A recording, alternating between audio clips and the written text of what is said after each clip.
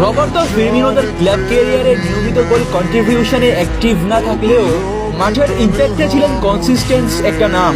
আর এই কারণেই ইউগেন ক্লপের হাত ধরে চলা লিভারপুলের সোনালী সময়ের শুরু থেকে 8 বছরের লিভারপুল ক্যারিয়ারেও তার গোল কন্ট্রিবিউশন সংখ্যা সব প্রতিযোগিতা মিলে টোটাল 183, যেটা এত বড় ক্লাবের একজন স্ট্রাইকারের ক্ষেত্রে খুবই কম।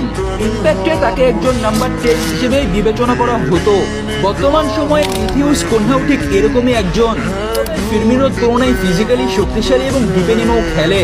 মিথিউস কুনহারও গোল কন্ট্রিবিউশন খুব বেশি নয়। প্রিমিয়ার লিগে তার সেরা সিজনের গোল সংখ্যা মাত্র 15টি, কিন্তু মাঠের ইম্প্যাক্টে কনসিস্টেন্স একটা নাম। সাধারণত স্ট্রাইকার পজিশনে খেলে গোল না পেলে রেটিং 7+ হয় না, কিন্তু মিথিউস কুনহার এমন অহরহ ম্যাচ রয়েছে যেখানে ফ্রন্টের খেলোয়াড় হিসেবে মাঠে নেমে গোল অ্যাসিস্ট ছাড়া শুধুমাত্র মাঠের ইম্প্যাক্টে 7+ রেটিং তুলেছে, যেটা অবিশ্বাস্য।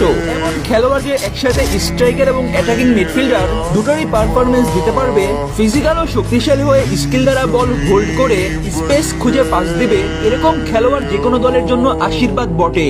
মিথিউস কুনহা যেন তার এমন অলরাউন্ডার টাইপ পারফরমেন্স দিয়ে রেড ডেভিলদের জন্য গুরুত্বপূর্ণ একটা নামে পরিণত হচ্ছে দিন দিন।